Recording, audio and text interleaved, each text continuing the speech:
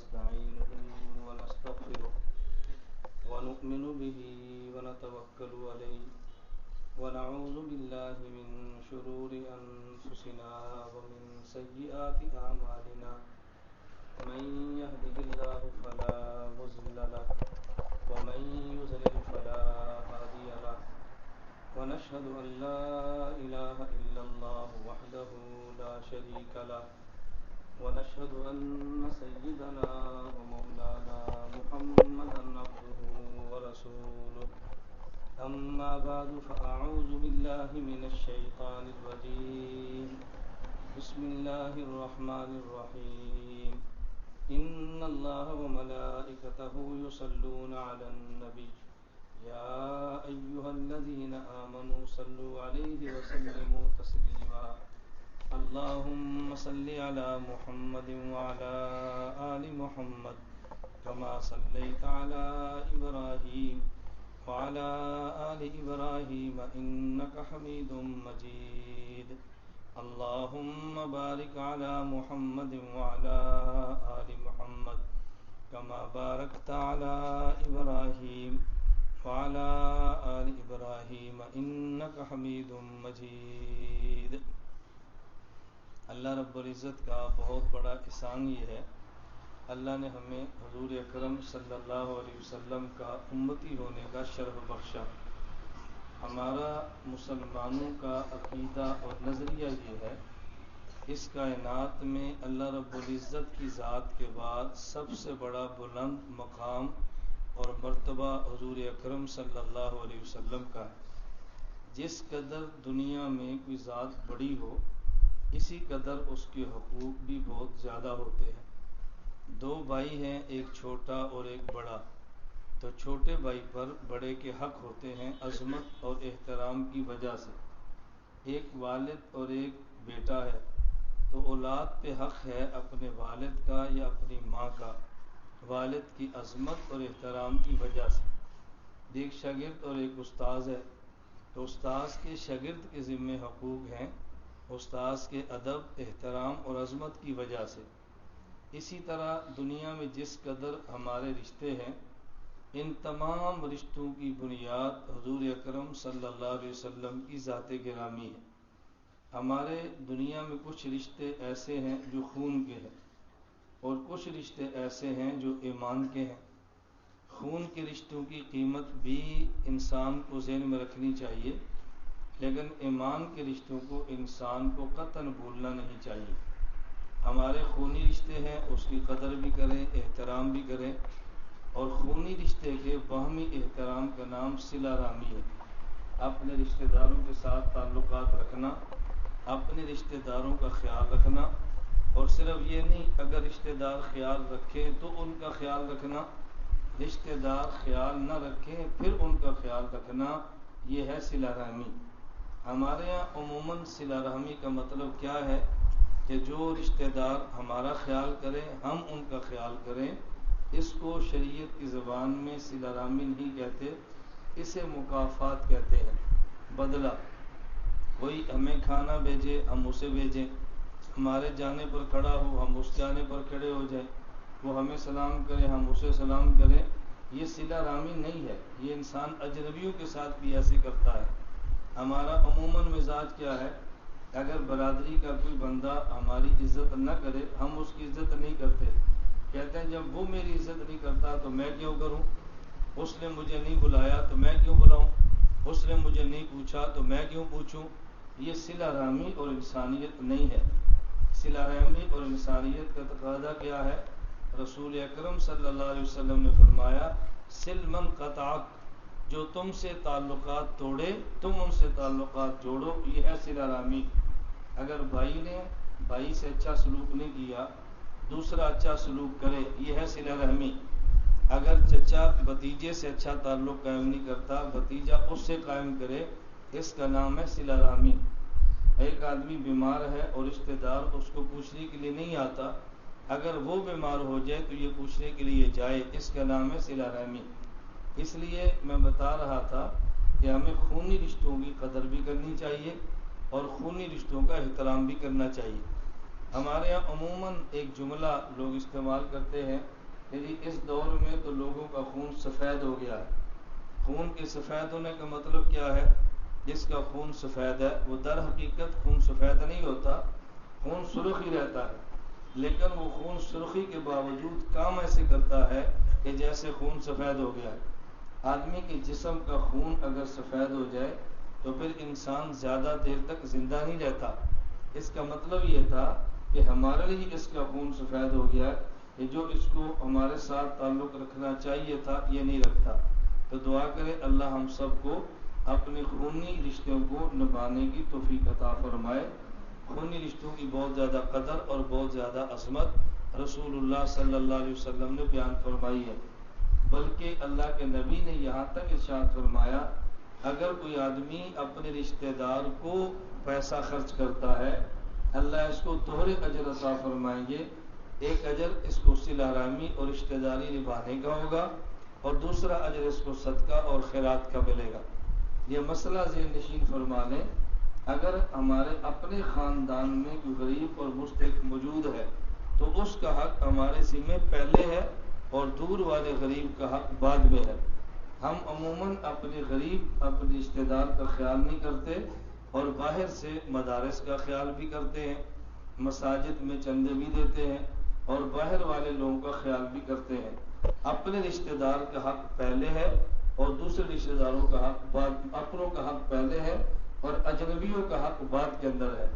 تو ایک ہمارا رشتہ وہ ہے جو خون کی وجہ سے اور دوسرا ہمارا رشتہ وہ ہے جو ایمان کی وجہ سے۔ حضور اکرم صلی اللہ علیہ وسلم نے فرمایا المؤمنون کجسد واحد، دنیا بھر کے تمام مسلمان ایک جسم کی طرح ہے۔ ان اشتکا عینو اشتکا کلو، اگر آدمی کی آنکھ میں درد ہو تو پورا جسم اس درد کو محسوس کرتا ہے۔ وَإِنِ اشْتَكَا رَأْسُهُ اشْتَكَا كُلُّهُ، اگر آدمی کے سر میں درد ہو تو پورا جسم اس درد کو محسوس کرتا ہے۔ درد آنکھ میں ہوتی ہے اور چلتا پاؤں ہے، درد آنکھ میں ہوتی ہے اور بولتی زبان ہے، درد آنکھ میں ہوتی ہے اور انجیکشن اور ٹیکے کی درد کو برداشت بازو کرتا ہے۔ ایک آنکھ کے لیے سارے جسم کے اعضاء پریشان ہیں۔ تو اگر انسان میں ایمان موجود ہو تو دنیا کے کسی کونے میں ایک مسلمان کو تکلیف ہو تو دوسرے کونے میں بسنے والے مسلمان کو تڑپنا یہ ایمان کی نشانی ہے۔ اللہ ہم سب کو یہ ایمانی رشتے عطا فرمائے۔ ہم یہ ذہن نہ بنایا کریں بھئی اگر طوفان فلاں شہر میں آیا ہم تو بچ گئے، ان کی گندم خراب ہوگی ہماری تو ٹھیک ہے، فلاں جگہ پر سیلاب آیا ہم تو محفوظ ہیں۔ یہ انسانیت اور ایمانیات کے تقاضوں کے خلاف ہے۔ تو ہمارے انسانی رشتے بھی ہیں اور جسمانی بھی ہیں، اور ان سارے رشتوں کی بنیاد کون ہے؟ حضور اکرم صلی اللہ علیہ وسلم کی ذات گرامی۔ ہمیں سب کچھ کیا عطا اللہ کی ذات نے ہے، لیکن اس عطا کا سبب حضور اکرم صلی اللہ علیہ وسلم کی ذات بنی ہے۔ اللہ کی ذات کو رب العالمین کہتے ہیں جو پوری کائنات کی تربیت کرنے والے ہیں، اور رسول اللہ صلی اللہ علیہ وسلم کی ذات کو رحمت للعالمین کہتے ہیں۔ حضور پوری کائنات کے لیے رحمت ہے۔ اب دیکھو لفظ بالکل ایک جیسے ہیں، ادھر بھی العالمین ہے ادھر بھی العالمین ہے، ادھر شروع میں رب ہے ادھر شروع میں رحمت ہے۔ تو پوری کائنات کے رب اللہ کی ذات ہے اور پوری کائنات کی رحمت حضور اکرم صلی اللہ علیہ وسلم کی ذات ہے۔ اس سے آپ ایک ذرا سوال کا جواب سمجھیں۔ آپ کے علم میں ہے کہ ہم اپنی اصلاحی اور ذکر والی مجالس میں بھی عقائد اور نظریات پہ بہت زیادہ توجہ دیتے ہیں، اس لیے اگر عقیدے میں خلل آئے تو پھر اعمال اللہ کے قبول نہیں ہوتے، اور اگر عقیدہ ٹھیک ہو تو اعمال پھر قبول ہوتے ہیں۔ مجھے ایک آدمی نے سعودی عرب ریاض سے فون کیا اور وہ فون کر کے کہنے لگا کہ میں مولانا صاحب 3 ماہ سے سخت ٹینشن میں ہوں اور بڑی مشکل سے مجھے آپ کا نمبر ملا ہے۔ ایک غیر مقلد نے میرے اوپر سوال کیا کہ تمہارے دیوبند کے سب سے بڑے پیر حاجی امداد اللہ مہاجر مکی رحمۃ اللہ علیہ، اور حاجی امداد اللہ مہاجر مکی رحمۃ اللہ علیہ نے اپنی ایک کتاب میں لکھا ہے، اللہ کے نبی سے درخواست کی ہے کہ اے اللہ کے نبی میرے اوپر رحم فرمائیے، یا رسول اللہ رحم کرے۔ تو دیکھو یہ حاجی امداد اللہ مہاجر مکی رحمۃ اللہ علیہ نے شرک والا جملہ لکھا ہے، رحم اللہ سے مانگتے ہیں اور تمہارے پیروں کے پیر سید الطائفہ حاجی امداد اللہ مہاجر مکی نے اللہ کے نبی سے رحمت مانگی ہے، تو یہ شرک کیا ہے۔ میں نے اس سے جواب دیا، میں نے کہا آپ جواب یہ اچھی طرح سمجھیں اور پھر اس غیر مقلد کے سامنے اس جواب کو پیش کریں۔ غیر مقلد تو سمجھتے ہیں نا، دیال حدیث، جماعت الدعوہ، لشکر طیبہ، حافظ سعید کا گروپ، یہ سارا غیر مقلدین کا ہے۔ میں وضاحت اس لیے کرتا ہوں کہ بات کھلی کھلی ہونی چاہیے، اور میں بارہا کہہ چکا ہوں ہم سے وہی تعلق رکھے جو باطل سے بیزار ہے۔ جو باطل سے بیزار نہیں ہے، نہ ہماری خانقاہ میں آئے، نہ ہم سے تعلق رکھے، وہ کسی اور جگہ جا کے ٹھکانے لگائے۔ ہم باطل سے بیزار ہیں، دنیا میں بھی اور آخرت میں بھی۔ جب قیامت میں جدا ہونا ہے تو دنیا میں جدا کیوں نہ ہو، ہم خالص دین کا کام کریں اور خالص اللہ کے لیے کریں اور باطل کے بالکل قریب بھی نہ جائیں۔ ہم دور رہیں گے، ہماری نسلیں بچ جائیں گی اور ہم گروپ کی پیگے بڑھائیں گے، ہماری آئندہ نسلوں کا ایمان برباد ہوگا۔ تو اس غیر مقلد کو میں نے کہا جواب یاد رکھو اور پھر جواب یہ دینا۔ عموماً ہمارے لوگوں کا مزاج یہ ہے، ہم خانقاہ اور پیر اسے سمجھتے ہیں کہ جو برے کو بھی برا نہ کہے، غلط کو بھی غلط نہ کہے۔ یہ کون سا پیر ہے جو غلط کو بھی غلط نہ کہے؟ پیر تو وہی ہوگا جو غلط کو غلط کہے اور ٹھیک کو ٹھیک کہے۔ جس نے غلط کو بھی ٹھیک کہنا ہے یہ پیر نہیں ہے، یہ پیری کے روپ میں شیطان ہے جو غلط کو بھی غلط نہیں کہتا اور غلط کو بھی ٹھیک کہتا ہے۔ خانقاہیں اس لیے نہیں ہیں کہ نظریات بگاڑیں، خانقاہیں اس لیے کہ امت کے نظریات سنواریں۔ اس لیے ہمارے ہاں مرکز بھی ہے اور خانقاہ بھی ہے۔ ہم علمی اصلاح بھی کرتے ہیں، عملی اصلاح بھی کرتے ہیں۔ اللہ پاک ہمارے نظریات کی بھی اصلاح کرے، اللہ ہمارے اعمال کی بھی اصلاح فرمائے۔ اور یہ بات آپ دل کی کھڑکیاں اور دل کے کان کھول کے سنیں۔ عمل کی کوتاہی کا تدارک بہت آسان ہے، علم کی کوتاہی کا تدارک بڑا مشکل ہے۔ علم تو بنیاد ہے، بنیاد ٹیڑھی ہو جائے اوپر کی ساری عمارت خراب ہو جاتی ہے۔ عمل کی مثال اوپر کی تعمیر کی ہے، علم کی مثال اس بنیاد کی ہے۔ جس آدمی کا علم ہی غلط ہے، مجھے بتائیں اس کے اعمال ٹھیک کیسے ہوں گے؟ علم ٹھیک ہو، آدمی کے اعمال کے ٹھیک ہونے کی توقع ہوتی ہے۔ اس لیے علم کی ٹھیک ہونا، نظریات کا ٹھیک ہونا بہت ضروری ہے۔ میں نے اسے کہا آپ اس سے ایک بات سمجھو، اللہ رب العزت نے قرآن کریم میں حضور اکرم صلی اللہ علیہ وسلم کے لیے رحیم کا لفظ استعمال کیا ہے۔ قرآن کریم میں ہے لقد جاءکم رسول من انفسکم عزیز علیہ ما عنتم حریص علیکم بالمؤمنین رؤوف الرحیم۔ میرا پیغمبر تمہارے لیے رؤوف بھی ہے، میرا پیغمبر تمہارے لیے رحیم بھی ہے۔ تو جب اللہ نے اپنے نبی کو رحیم فرمایا ہے تو بتائیں اگر وہ رحم نہیں کریں گے تو رحیم کس بات کے ہے؟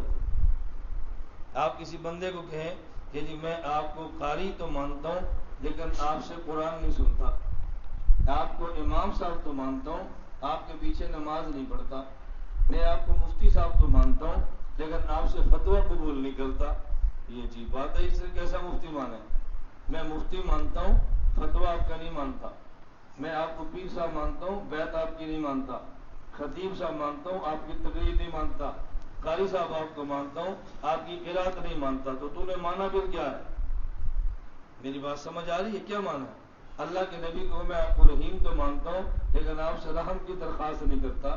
میں نے کہا کیسا عقل کا اندھا ہے، جب یہ رحیم ہے تو رحم فرمائیں گے، اگر رحم نہیں فرمائیں گے تو پھر رحیم کیسے ہے؟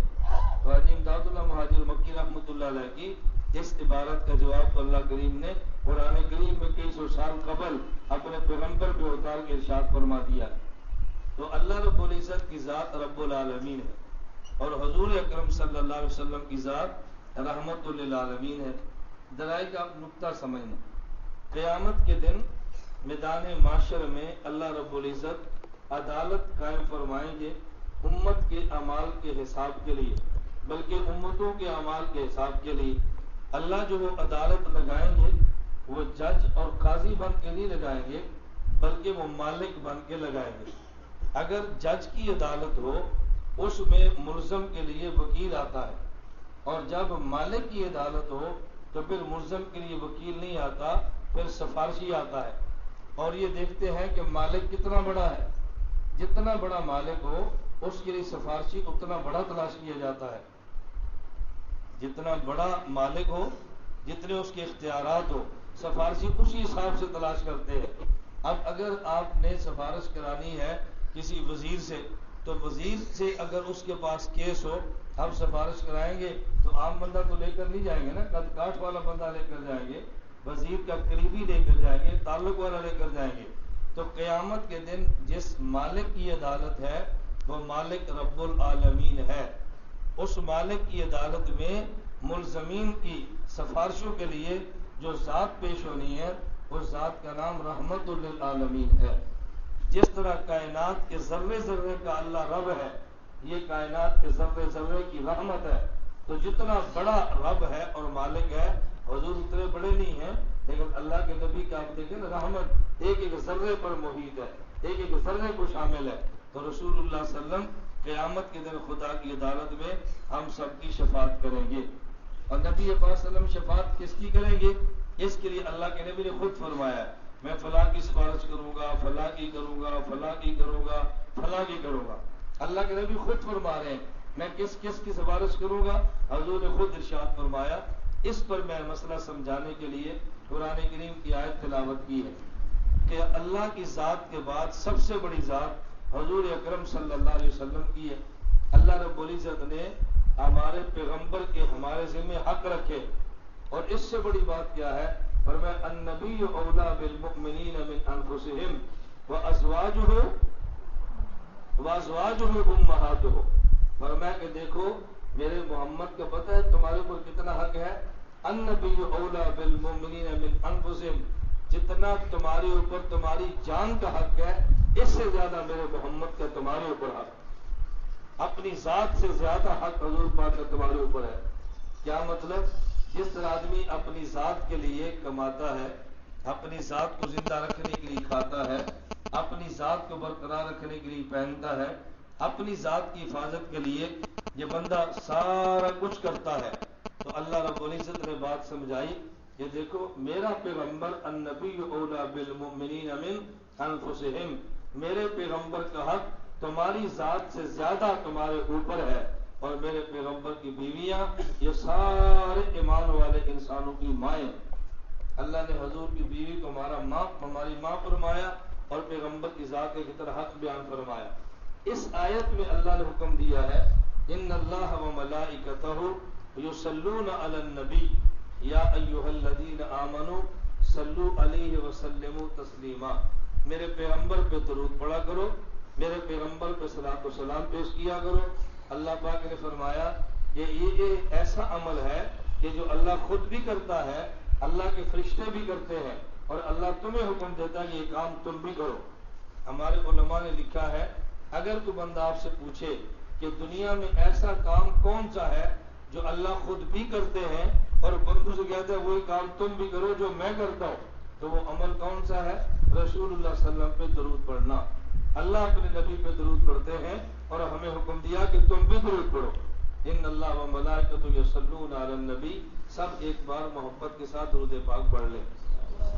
اللہم صلی علی محمد وعلی آل محمد کما صلیت علی ابراہیم وعلی آل ابراہیم انک حمید مجید۔ اللہم بارک علی محمد وعلی آل محمد کما بارکت علی ابراہیم وعلی آل ابراہیم انک حمید مجید۔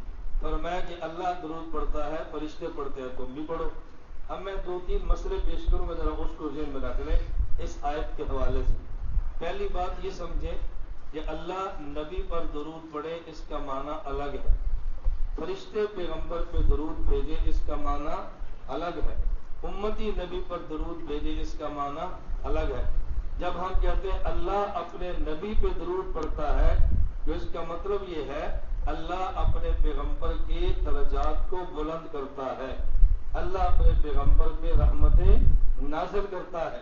اور جب یہ کہتے ہیں کہ فرشتے اللہ کے نبی پر درود پڑھتے ہیں تو اس کا معنی یہ ہے کہ فرشتے بھی اللہ سے دعا مانگتے ہیں، اور فرشتے بھی پیغمبر کی عظمت، پیغمبر کی مدح اور پیغمبر کی تعریف کرتے ہیں۔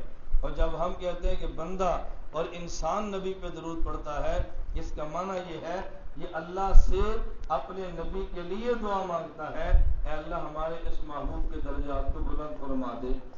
تو اللہ کے درود پڑھنے کا معنی اور ہے، نبی پاک کے درود پڑھنے کا معنی اور ہے، اور امت اور انسانوں پہ فرشتوں کے درود پڑھنے کا مطلب اور ہے، اور انسانوں کے درود پڑھنے کا مطلب اور ہے۔ دوسری بات سمجھیں، اللہ نے ہمیں دو باتوں کا حکم دیا ہے اور خود ایک بات فرمائی ہے، یہ ذرا توجہ سے بات سمجھنا۔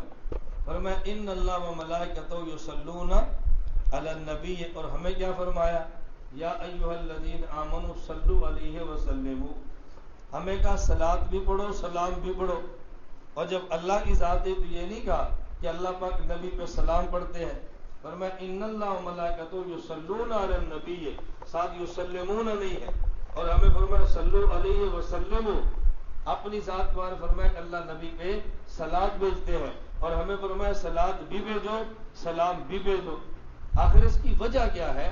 اللہ نے اپنی ذات کے لیے صرف لفظ صلاۃ کا ذکر کیا اور انسانوں کو صلاۃ اور سلام دو باتوں کا حکم دیا ہے۔ اس کی وجہ مفسرین نے فرمائی ہے کہ چونکہ سلام کے اندر دو چیزیں ہیں، سلام کے اندر دو چیزیں ہیں، کبھی سلام کا معنی سلامتی ہے اور کبھی سلام کا معنی اطاعت ہے۔ اللہ اپنے نبی کی اطاعت نہیں کرتا، امت نبی کی اطاعت کرتی ہے۔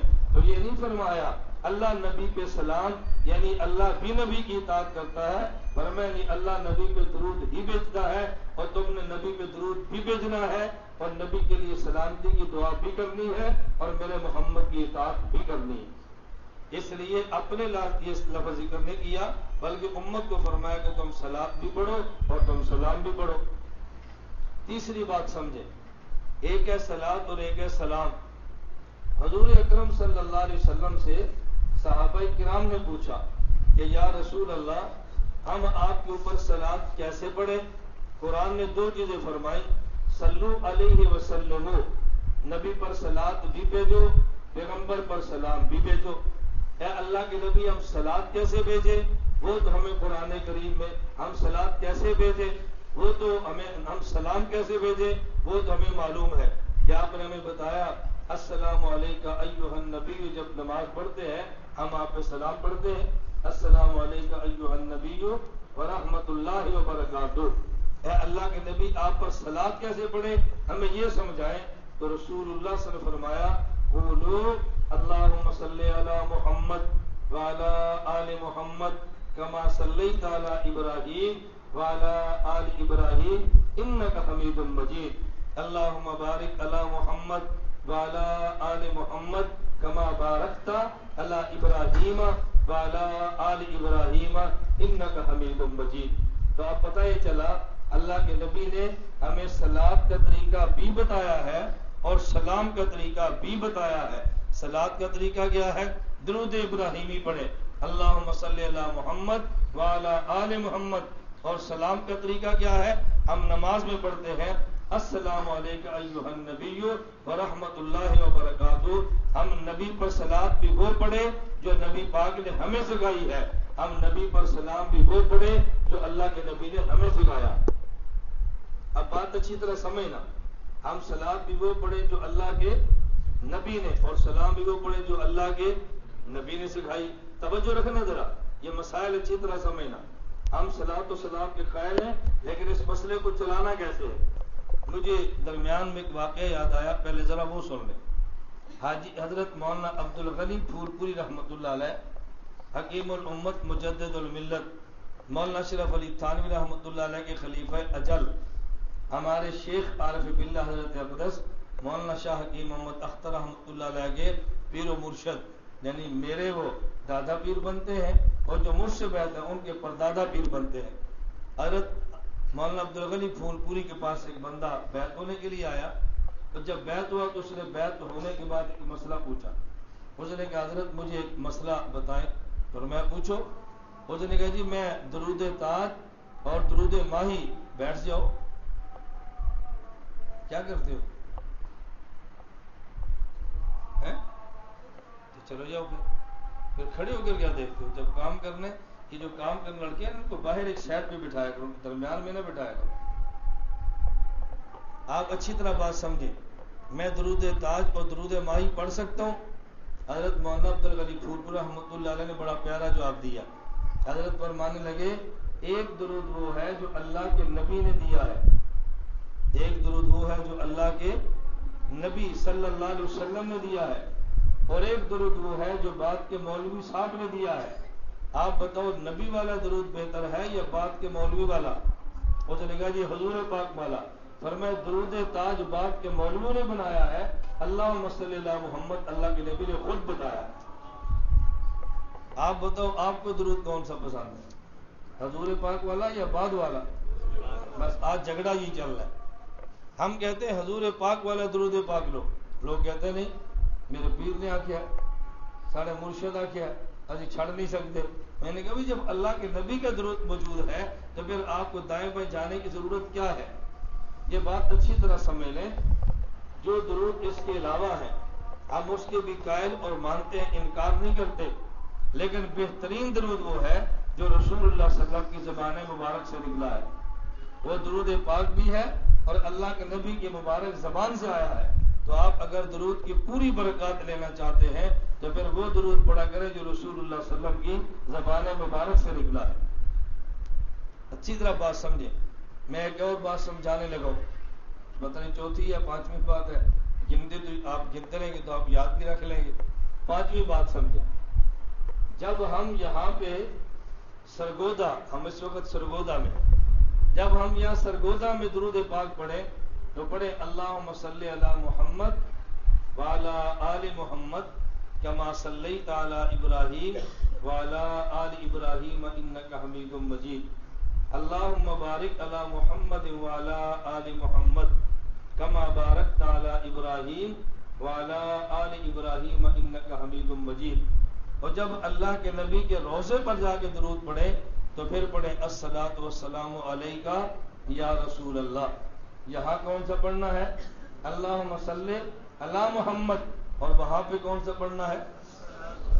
الصلاۃ والسلام علیکہ یا رسول اللہ. اس پر پہلے بات سمجھ لیں، پھر میں ایک واقعہ سناتا ہوں. ایک شخص مجھے کہنے لگا یہ آپ فرق کیوں کرتے ہیں؟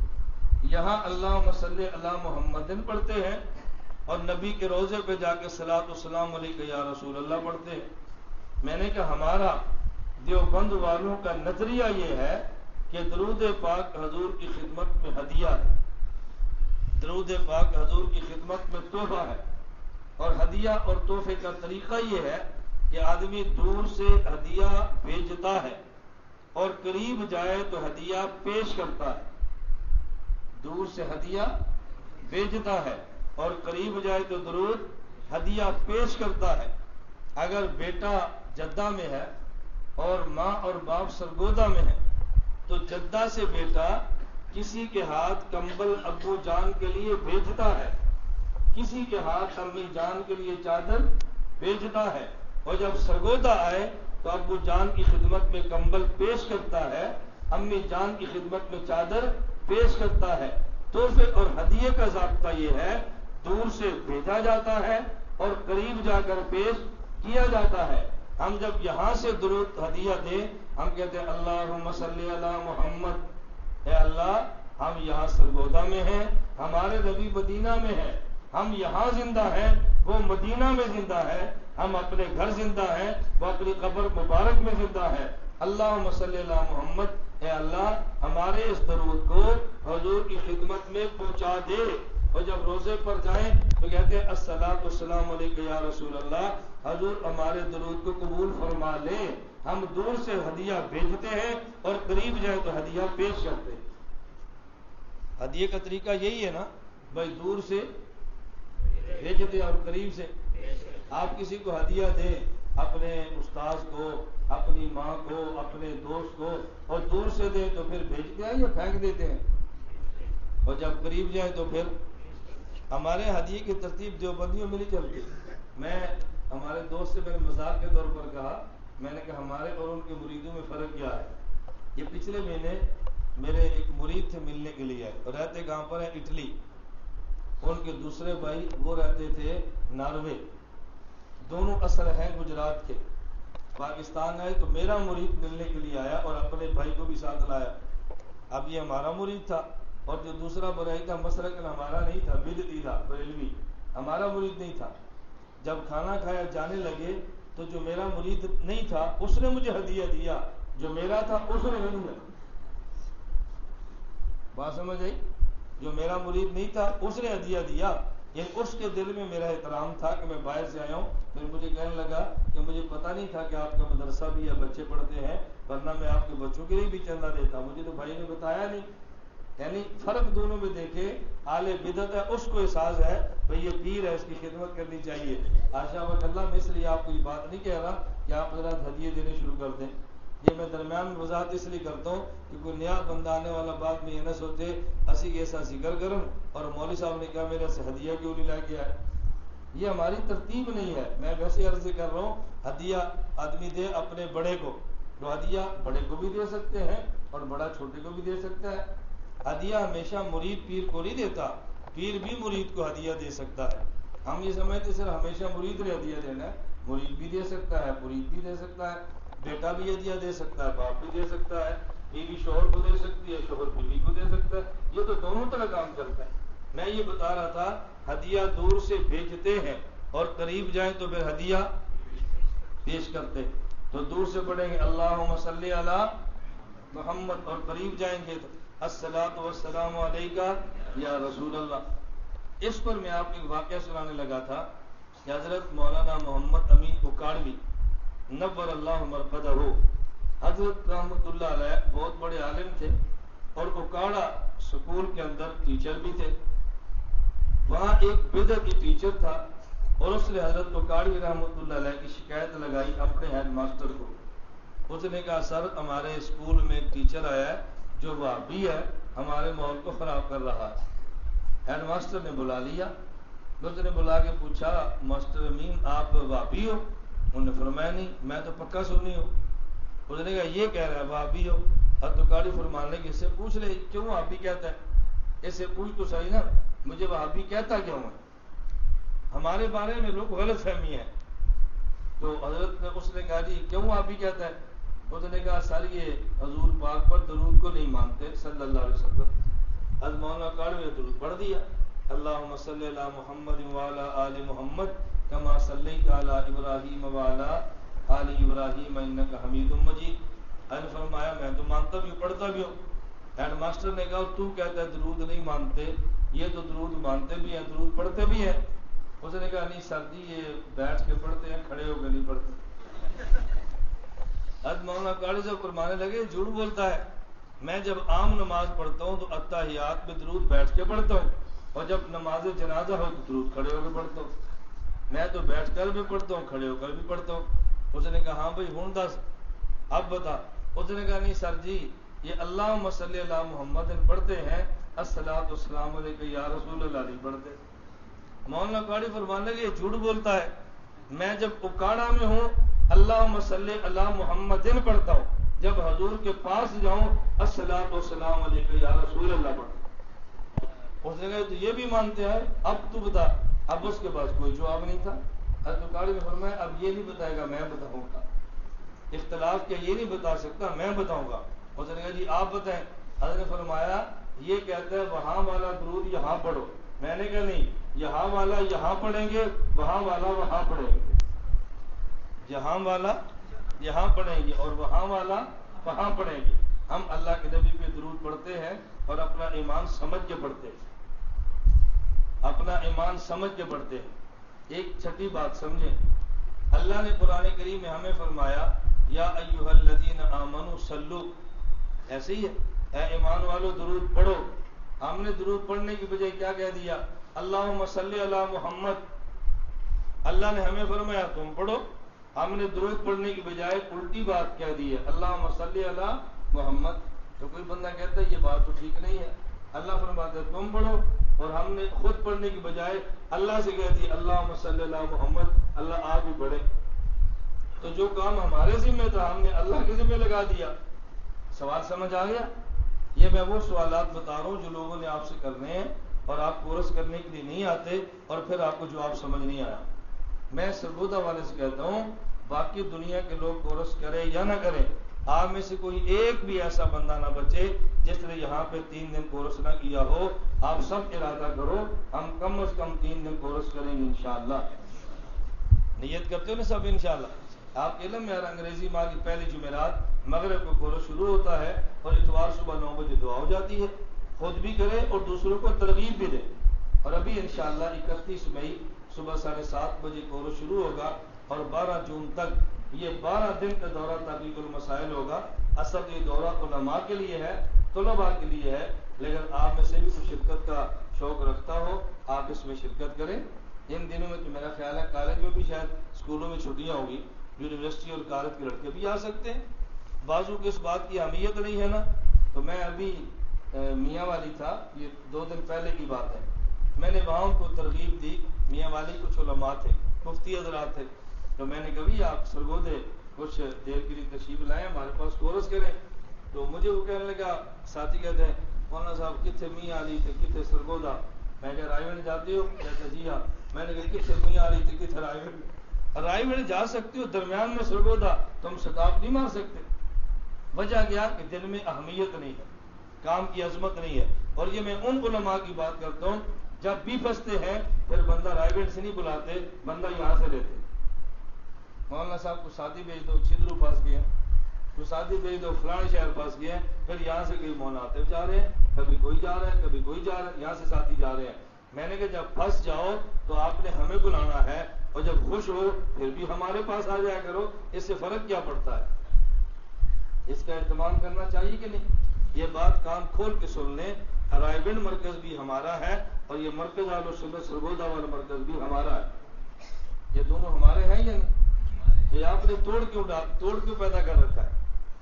میں آج ساتھی موجود ہے، مجھے آج فون کیا استاد جی میں نے آنا، میں نے کہا جو، میں نے کہا مغرب پڑھو، کیا جواب دے رہے؟ کہتے ہیں آج شب جمعہ ہے، تو میں نے کہا میں شب جمعہ پر ہی بلا رہا ہوں، میں کون سے شب ہفتہ پر بلا رہا ہوں؟ میں نے کہا کہ شب جمعہ کی اجتماع میں شرکت ضروری ہے، سرگودا مرکز وہ بھی شب جمعہ ہے، آپ یہاں ہیں تو یہاں بھی شب جمعہ ہے، مدنی مسجد کا نام بھی مرکز ہے اور اس جگہ کا نام بھی کیا ہے؟ وہاں بھی مغرب کے بعد بیان ہے، یہاں بھی مغرب کے بعد بیان ہے۔ تو میں نے کہا دونوں ہمارے مرکز ہیں، وہاں جائیں تو ٹھیک ہے، یہاں آئے تو ٹھیک ہے۔ میں نے کہا مہینے میں 4 جمعراتے ہیں، آپ 3 جمعرات وہاں جائیں، 1 جمعرات یہاں پہ آئیں۔ امت کو توڑنا ہے یا جوڑنا ہے؟ بولتے نہیں ہیں۔ میں کہتا ہوں 3 جمعرات وہاں لگائیں، تو میں توڑنے کی بات کروں جوڑنے کی؟ آپ ایک بار بھی کہتے ہیں نا ایسا نہیں ہونا، تو پھر جوڑنے کی بات کرتے ہیں یا توڑنے کی بات کرتے ہیں؟ ہم امت کو توڑتے نہیں ہیں، ہم امت کو جوڑتے ہیں۔ ہم نے دونوں مراکز کو آباد کرنا ہے انشاءاللہ۔ ہم رائے گنج کے مرکز کو اپنا سمجھتے ہیں، بس میں جماعت کے ساتھ کہتا ہوں آپ اس مرکز کو بھی اپنا سمجھیں، اس میں امت میں جوڑ ہوگا اور امت توڑ سے بچ جائے گی۔ امت کو توڑ سے بچانا ہے نا بھی انشاءاللہ۔ میں جو بات سمجھا رہا تھا سوال ذہن میں آ گیا؟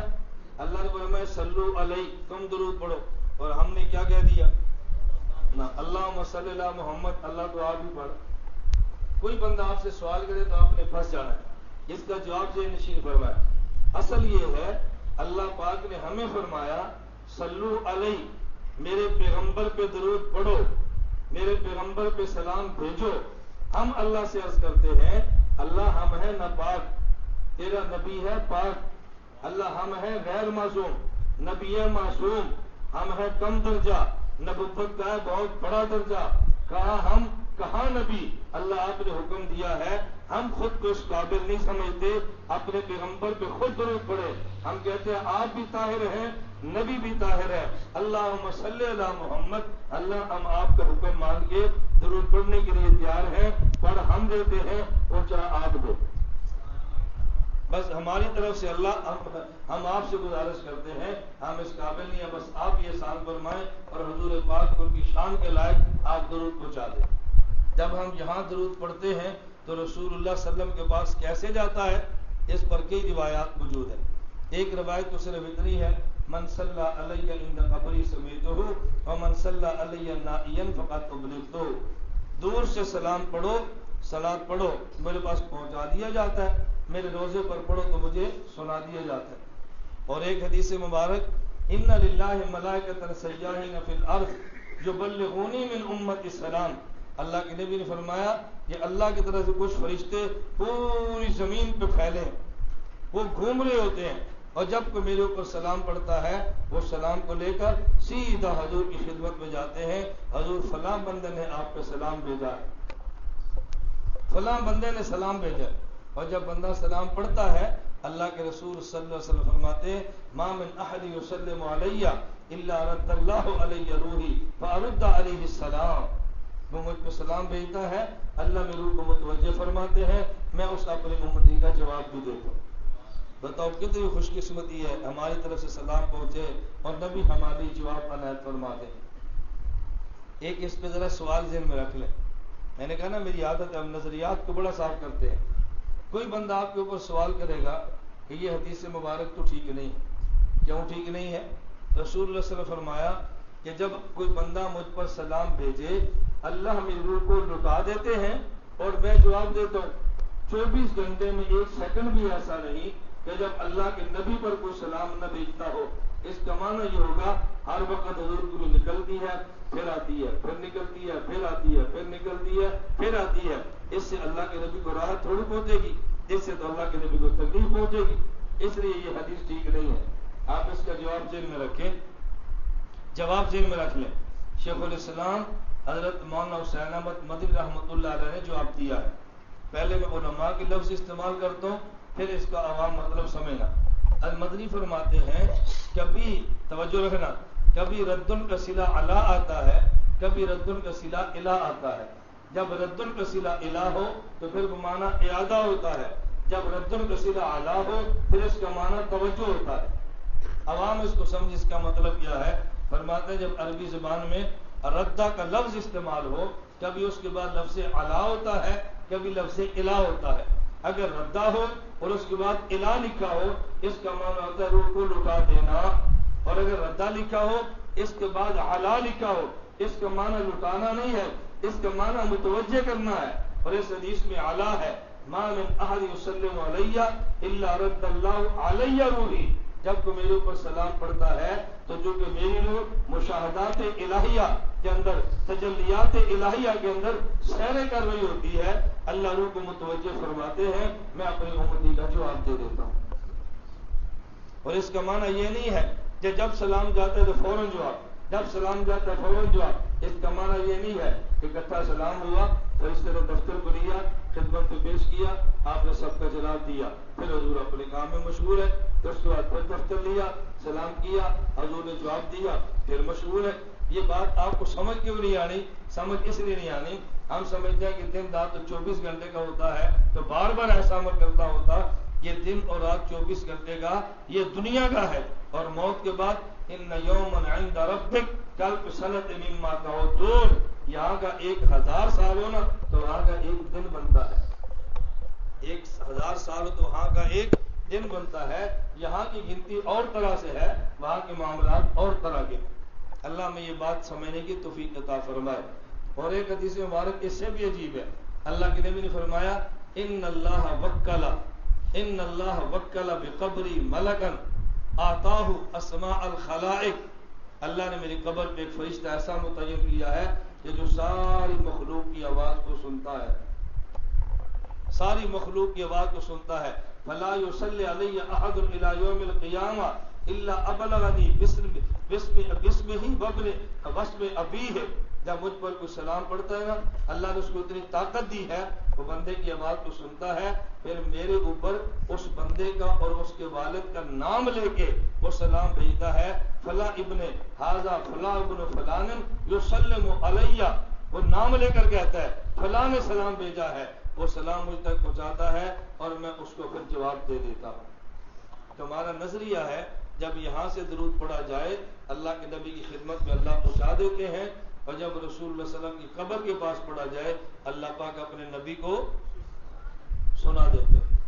اتنا آج کی مجلس میں یاد رکھے، انشاءاللہ آئندہ مجلس پہ آئندہ مہینے کی پہلی جمعرات جو غالباً میرا خیال ہے یہ جون کے اندر آئی، آئندہ میں تو تفصیل سے بات کروں گا انشاءاللہ کہ حضور پاک صلی اللہ علیہ وسلم پر جو درود پاک سنا جاتا ہے اس میں جو سوالات ہیں نا میں ان سوالات کو صاف کروں گا۔ آپ 2 باتیں ذہن میں رکھ لیں ذرا، تاکہ جب آئندہ مجلس میں ہے تو آپ کے ذہن میں ہو، ہم نے بات کس پہ کرنی ہے؟ ایک بات ذہن میں رکھے کہ رسول اللہ صلی اللہ علیہ وسلم اپنی قبر اطہر میں زندہ ہیں. کیا ذہن میں رکھیں گے؟ بولیے. رسول اللہ صلی اللہ علیہ وسلم اپنی قبر اطہر میں. اور دوسری بات، جب ہم سرگودا سے درود پڑھے اللہ پہنچا دیتے ہیں، اور جب حضور کی قبر پہ پڑھے تو اللہ سنا دیتے ہیں. بس وہ جو سنانے پر اعتراضات ہے نا، اور زندگی پر میں چیلنج شبہات کا ازالہ کروں گا. آئندہ مہینے کی پہلی جمعرات کو آپ ذرا توجہ سے آئیں. میں ساتھ کہتا ہوں اور لوگوں کو متوجہ کریں، بھئی عقائد کی اصلاح کریں، امت کو لائیں تاکہ ان کی اصلاح ہو، ہمارا عقیدہ کھل کر ان کے سامنے ہو. اللہ ہم سب کو رسول اکرم صلی اللہ علیہ وسلم کی قدر و منزلت سمجھنے کی توفیق عطا فرمائے. نبی کریم صلی اللہ علیہ وسلم کی ذات اطہر پہ اللہ میں سب کچھ لٹانے کی توفیق عطا فرمائے، اور کثرت کے ساتھ حضور اکرم صلی اللہ علیہ وسلم پر اللہ ہمیں درود پاک پڑھنے کی توفیق عطا فرمائے. درود پاک بہت کثرت سے کرنا چاہیے، خصوصاً آج جمعرات ہے اور کل جمعہ ہے. جمعے کے دن درود پاک کے بہت زیادہ فضائل آئے ہیں. اگر زیادہ نہ بھی ہو، دیکھو سامنے درود پاک یہ لکھا ہوا ہے، اللہم صلی علی محمد النبی الامی وعلی آلہ وسلم تسلیما. جن کو زبانی یاد ہے بہت اچھا، جن کو نہیں یاد وہ نماز سے پہلے یا نماز کے بعد اپنی کاپی میں لکھے اور لکھ کر لے جائیں. جو شخص جمعے کی نماز کے بعد، جمعے کے دن عصر کی نماز کے بعد اپنی جگہ پر بیٹھے اور اٹھنے سے پہلے یہ درود 80 بار پڑھے، اللہ کے نبی کا وعدہ ہے اللہ اس کی 80 سال کی گناہ معاف فرماتے ہیں. 80 سال کے اللہ مزید درجات، 80 سال کی عبادت کا ثواب دیتے ہیں. بتاؤ اگر ہر جمعے ہمیں 80 سال کی گناہ معاف ہو جائے اور 80 سال کی عبادت کا اجر مل جائے، بتاؤ اللہ سے اور کیا چاہیے؟